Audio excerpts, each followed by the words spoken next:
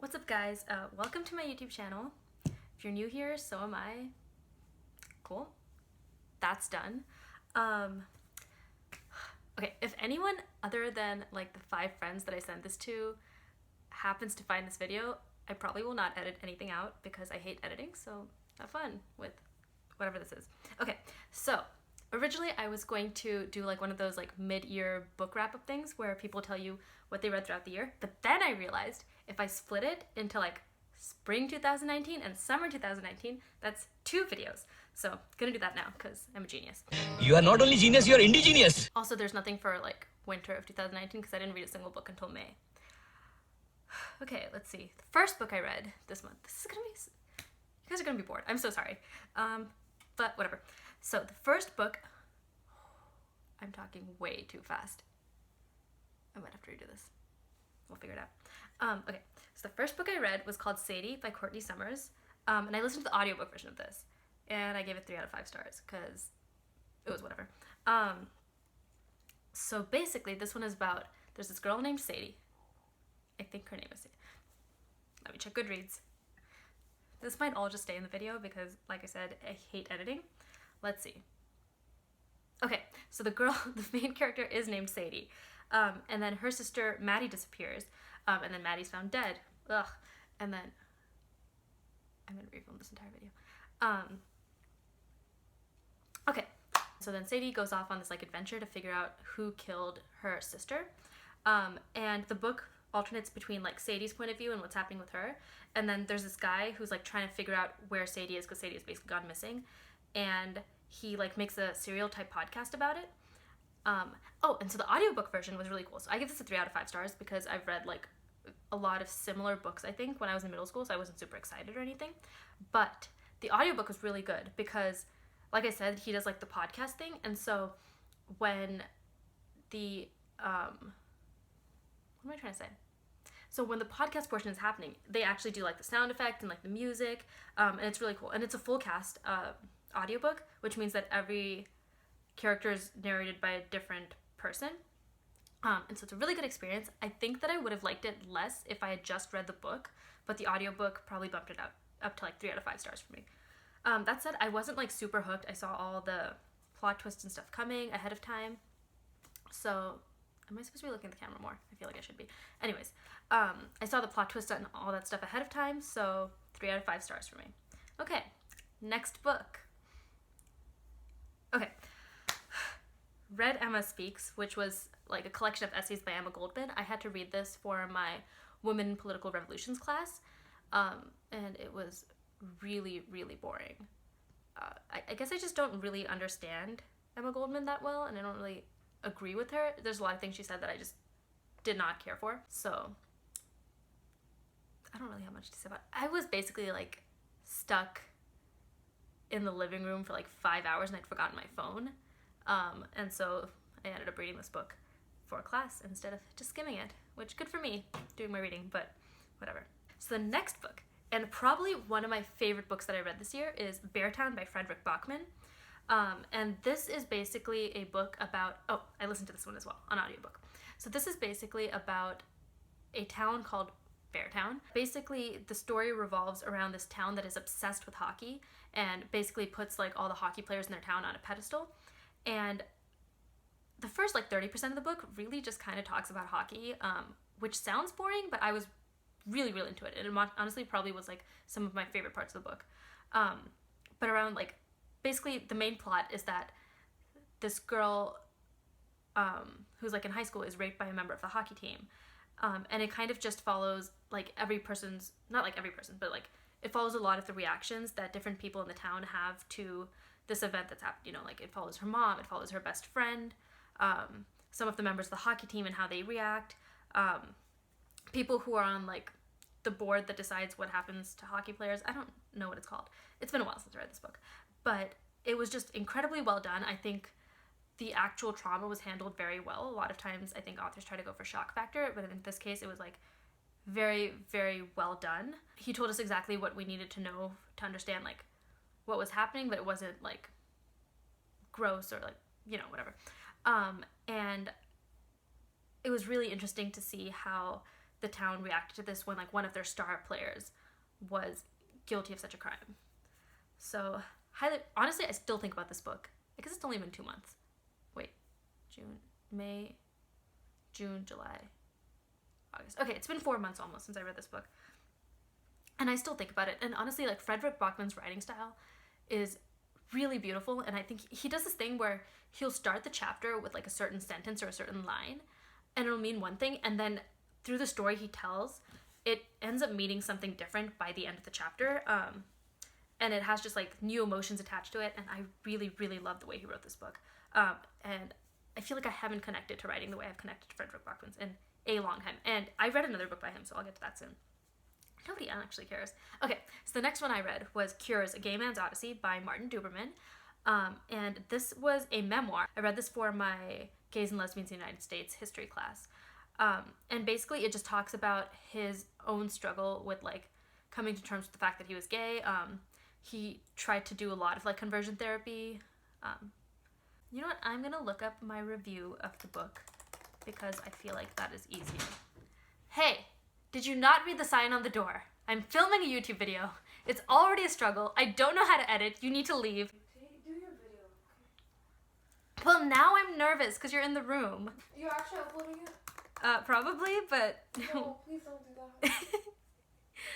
why not? Because like, you know when I was 12 and you told me not to upload Minecraft videos? Yeah. Yeah, same thing. Okay. So Cures by Martin Duberman is basically a memoir about like his life from the time he was 18 to like the next 25 years. It basically takes place in the 1950s and 60s. And it follows like how his academic and his professional life was flourishing, but he himself was like struggling because he was gay and he couldn't come to terms with it. And I remember a lot of it had to do with the fact that like there was a lot of medicalization of homosexuality in the 1950s and 60s, and this was all like pre-Stonewall, but he goes into a little bit of like how things changed post-Stonewall, which was really, really interesting.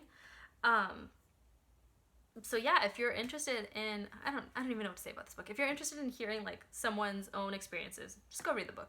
Cool. Next one. Boom. Okay. Unbowed, my autobiography by Wangari Maathai. Okay, you know what? I'm gonna look up my review for this one too. Unbowed, memoir reflection. Okay, so Unbowed, a memoir by, or an autobiography by Wangari Maathai, was basically just about her love of science. It talks a lot about like how she faced discrimination as one of the only women academics or professors at this university at this time. It kind of follows her personal life with her husband and like all the problems that happened because she was like so like outspoken and just passionate about her career and environmental activism.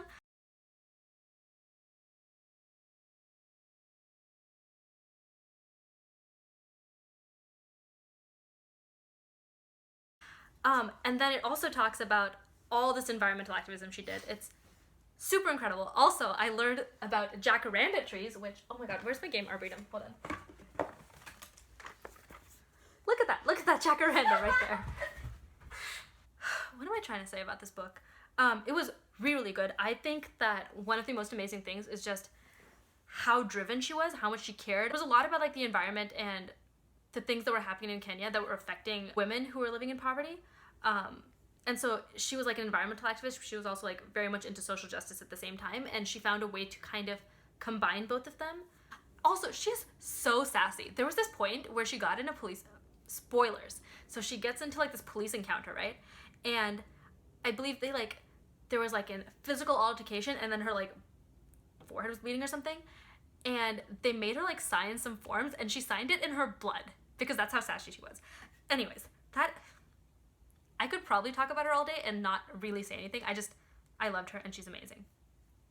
Okay, so the next one I read was Brain on Fire, My Month of Madness by Susanna Cahalan. Basically what happens is she starts to experience these really strange symptoms that seem like they might be like psychiatric in nature. And at first they're like, maybe she's bipolar, maybe she's schizophrenic, but it turns out it's none of those things. And it kind of just like details her journey in treatment and like getting tested and like them kind of putting together the pieces of what was going on with her.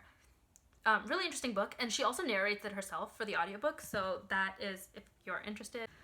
Back to another Fredrik Backman book I read. This one's actually a novella. It was only about like 2 hours an audiobook, and You should. I cried the entire time. I was walking to go tutor and I was sobbing like 3 minutes before I got to the cafeteria to go tutor.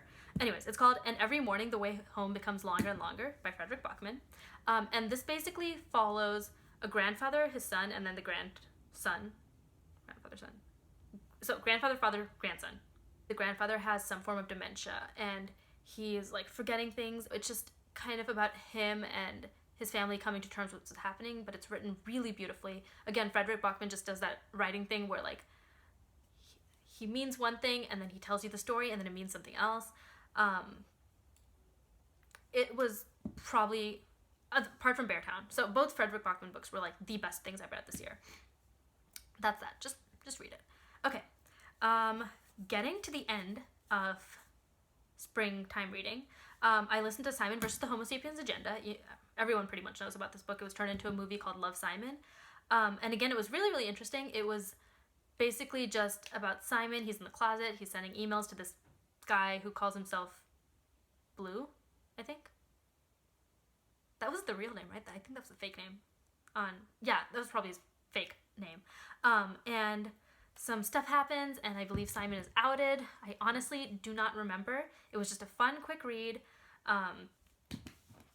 It was really cute, and it was really relatable, especially for someone who kind of like grew up in high school with this whole like Tumblr thing. And good book. That's all I can say about it. Narration was good too. Okay, the last book was The Ocean at the End of the Lane by Neil Gaiman. Also did this in audiobook form, and he narrates his own books as well, and he's very, very good at narrating. And basically this book is about some creepy creature thing. No, that's not what this is. So there's a man, and he comes back to visit his childhood home, and when he comes back, he kind of is like looking around, and he remembers all these weird things that happened when he was a kid. Yeah, there's like some kind of weird creature, and there's some creepy stuff happening. And his babysitter was really rude. I don't remember. It was terrifying. I probably blocked a lot of it out of my head because I hate scary things, which is why I cannot tell you what happened in this book. But it was terrifying. It was fantastic, and the narration was amazing. And if anyone of you wants to borrow it, I do have the physical copy of the book. Look how pretty this cover is. Look at that. That's my receipt. But I do recommend the audiobook version. You can get it on Libby. If you wants to borrow my library book information, feel free. Yeah, that's all the books I read this spring. I will probably do another video talking about the books I read this summer. But that's it for now. Thanks for watching my video. If I edited things out of the video, then good for me. And if not, I am so sorry for like that 10-minute montage of me yelling at my sister. Catch you next time. Peace.